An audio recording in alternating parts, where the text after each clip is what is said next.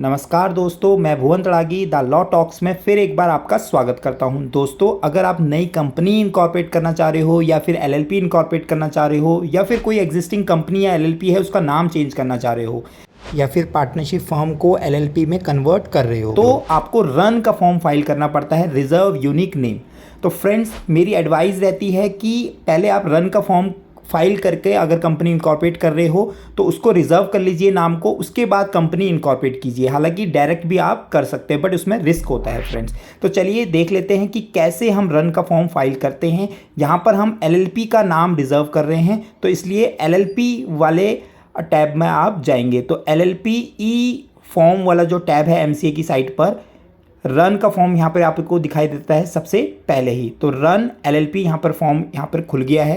तो इसका पर्पस यहाँ पे आप देख सकते हैं, न्यू इनकॉर्पोरेशन के लिए, कन्वर्जन के लिए है या फिर एग्जिस्टिंग कंपनी है एलएलपी है उसका नाम आप चेंज कर रहे हैं, उसके लिए ये 3-4 जो ये पर्पस हैं उसके लिए फॉर्म फाइल किया जाता है। सिन और एलएलपीएन तो जो एग्जिस्टिंग होगा उसके लिए ही यहाँ पर यूज़ होगा। तो यहाँ पर हम एग्जिस्टिंग तो कर नहीं रहे हैं, हम क्या कर रहे हैं, नया इनकॉर्पोरेट कर रहे हैं। तो आप अकॉर्डिंगली आप सेलेक्ट कर सकते हैं फ्रेंड्स। यहाँ पर मैंने एक्टिविटी कोड डाली है। एक्टिविटी कोड डालना बेहद ज़रूरी है।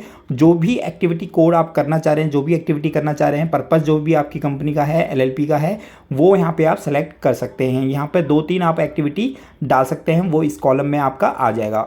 और यहाँ पर 2 नाम रखने हैं, प्रपोज नेम 1 और प्रपोज नेम 2। तो 2 नाम होने बेहद ज़रूरी है फ्रेंड्स। उसके साथ अटैचमेंट में आप क्या लगाएंगे, अटैचमेंट में जैसे मान लो आपका एग्जिस्टिंग अगर एलएलपी का नाम चेंज कर रहे हैं तो उसका रेजोल्यूशन आप लगाएंगे, या फिर किसी और एलएलपी जो है आपकी ही ग्रुप की कंपनी है उसके जैसा नाम ले रहे हैं तो उसका एनओसी यहाँ पर लगाना रहेगा। और भी कोई इंपॉर्टेंट चीज़ जो आप अटैचमेंट में लगाना चाहते हैं वो लगा सकते हैं। उसके बाद आपको ऑटो चेक पर क्लिक करना है क्योंकि नाम यहाँ पर रिजेंबल नहीं होना चाहिए किसी और कंपनी से, कोई भी ट्रेडमार्क से वो रिजेंबल नहीं होना चाहिए, अदरवाइज आपको रीसबमिशन आ सकता है फ्रेंड्स।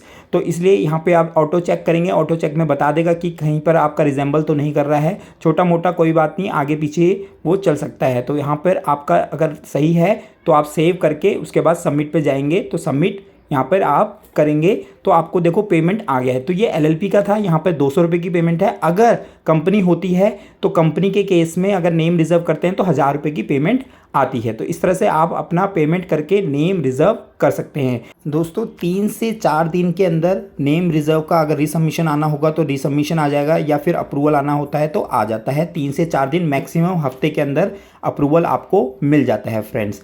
चलिए दोस्तों, आज की वीडियो में इतना ही। इसके सेकंड पार्ट में हम समझेंगे कि कैसे हम एलएलपी इनकॉर्पोरेट करते हैं, मतलब कौन कौन से डॉक्यूमेंट इसके बाद हमें लगाने पड़ते हैं जब इनकॉर्पोरेशन का फॉर्म फाइल करेंगे। तो तब तक आप स्वस्थ रहे, सुरक्षित रहे, फिर मिलते हैं। जय हिंद।